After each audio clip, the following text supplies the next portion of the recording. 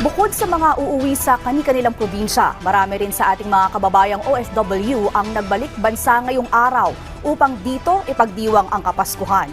Alamin natin ang pinakahuling sitwasyon sa NAIA Terminal 3 sa Balitang Pambansa ni Daniel Manalastas ng PTV Manila Live. Daniel? Merry Christmas, Sheila. Patuloy nga yung pagdating ng mga kababayan natin na OFW dito sa NAIA Terminal upang magdiwang ng Kapaskuhan. Mala-reunion na eksena sa arrival area ng NAIA Terminal 3. Emosyonal ang mga OFW na balik bansa ngayong bisperas ng Pasko, na sa wakas makakapiling na nilang muli ang kanilang pamilya. Of course, Christmas, home is home, meeting friends, batch ng elementary, batch ng high school. Masaya po. Mag-celebrate kasama pamilya ko.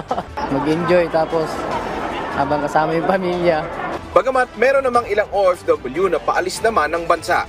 Ayon sa Civil Aviation Authority of the Philippines o CAAP, wala silang namomonitor na kanseladong flights ngayong araw. Tiniyak din ng CAAP na nakahanda sila sa anumang pwedeng maging aberya ngayong holiday season. Pinaganda na ko yan. Una-una, na-upgrade na yung facilities na yan, at may backup system na tayo. Kaya we're confident na talagang hindi tayo magkakaroon ng issue this year. Inaasahan naman ng CAAP na mas darami pa ang bilang ng pasahero na daragsa sa iba't ibang airport kumpara noong nakaraang taon. Kaya naman nagdagdag sila ng tauhan at wala munang mga naka-leave o day off. Sheila, patuloy na paalala ng CAAP sa ating mga kababayan na iwasan na yung pagdadala ng mga pinagbabawal na kagamitan sa mga airport upang makaiwas sa anumang abala. Sheila? Maraming salamat at Merry Christmas, Daniel Manalastas.